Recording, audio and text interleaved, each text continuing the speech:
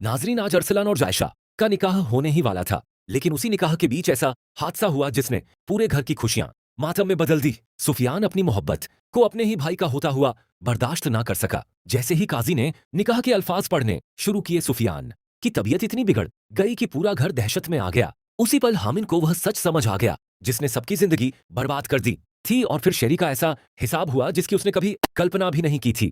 नाजरीन, आज का दिन इस घर के लिए खुशियों का दिन होना चाहिए था। हर तरफ रोशनी थी, मेहमानों की आवाजें थी, दुआएं थी, और निकाह की तैयारियां अपने आखिरी मुकाम पर पहुंच चुकी थी। हर कोई यही समझ रहा था कि अब सब कुछ ठीक हो जाएगा, लेकिन किसी को अंदाजा नहीं था कि अगले कुछ मिनटों में ऐसा तूफान आने वाला है जो पूरे परिवार की दुनिया बदल देगा। जायशा दुल्हन बनी बैठी थी, उसके चेहरे पर मुस्कुराहट नहीं थी, बल्कि एक ऐसी खामोशी थी जो उसके दिल का दर्द बयान कर रही थी। वह जानती थी कि उसका दिल किसी और के लिए धड़कता था, लेकिन हालात ने उसे ऐसी राह पर ला खड़ा किया था जहां उसकी अपनी कोई मर्जी नहीं बची थी। दूसरी तरफ सुफियान भी उसी घर में मौजूद था। उसकी नजर बार बार जायशा पर पड़ रही थी। हर बार उसकी आंखों में आंसू भर आते। वह अपने दिल को समझाने की लाख कोशिश कर रहा था, लेकिन मोहब्बत किसी समझौते का नाम नहीं होती। उधर हामिन बेहद खुश नजर आ रहा था। वो मुस्कुराते हुए शेरी के पास आया और बोला, शेरी, आज मैं बहुत खुश हूं। तुम्हें शायद अंदाजा भी नहीं कि आज हमारे घर में कैसी खुशियां आने वाली हैं। जायशा हमारे घर की बहू बनने जा रही है। आमिन की यह बात सुनकर शेरी ने भी मुस्कुराने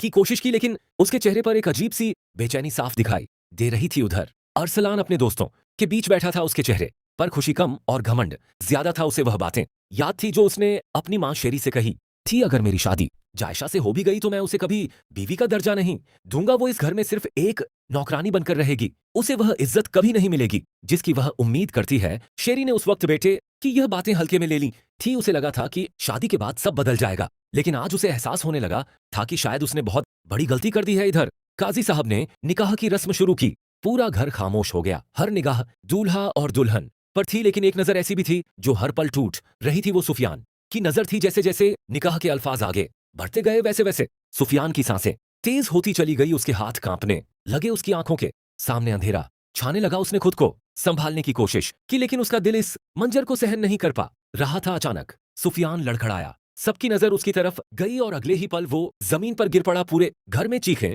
गूंज उठी, सुफियान, जल्दी पानी लाओ, डॉक्टर को बुलाओ। निकाह की रस्म वहीं रुक गई। जायशा घबराकर अपनी जगह से उठ खड़ी हुई। उसकी आंखों से आंसू बहने लगे। हामिन दौड़कर सुफियान के पास पहुंचा। उसने उसे उठाने की कोशिश की, लेकिन सुफियान की हालत लगातार बिगड़ती जा रही थी। घर वाले घबराहट में उसे तुरंत अस्पताल ले जाने की तैयारी करने लगे। उसी अफरा तफरी में हामिन की नजर सुफियान के चेहरे पर पड़ी। उसकी आंखों में वही दर्द था जो सिर्फ अधूरी मोहब्बत का होता है। उसी पल हामिन के दिल में जैसे बिजली सी कौंध गई।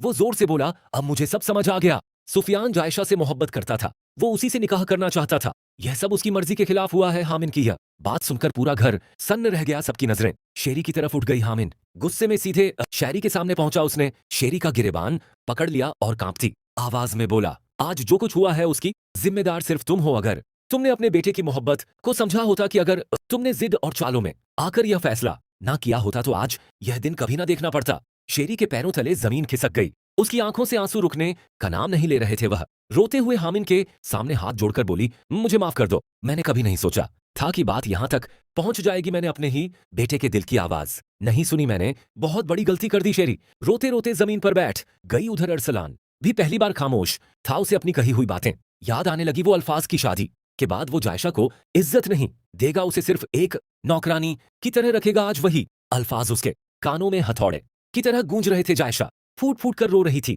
उसके आंसू सिर्फ सुफियान की बिगड़ती हालत के लिए नहीं थे, बल्कि उस मोहब्बत के लिए भी थे जिसे लोगों की जिद, गौलत फैसलों और अहंकार ने बर्बाद कर दिया था। पूरा घर सन्नाटे में डूब चुका था। जो घर कुछ देर पहले खुशियों से जगमगा रहा था, वहीं अब हर तरफ मातम जैसा माहौल था। हर कोई बस एक ही बात सोच रहा था कि काश किसी ने वो खत रहते सुफियान के दिल की बात समझ ली होती। काश किसी ने उसकी खामोशी पढ़ ली होती, और काश रिश्ते जबरदस्ती नहीं बल्कि मोहब्बत और समझदारी से तय किए जाते। नाजरीन, कई बार एक गलत फैसला सिर्फ एक इंसान की नहीं, पूरे परिवार की खुशियां छीन लेता है। इसलिए किसी के जज्बात, उसकी खामोशी और उसकी रजामंदी को नजरअंदाज करना कभी भी सही अंजाम तक नहीं पहुंचाता।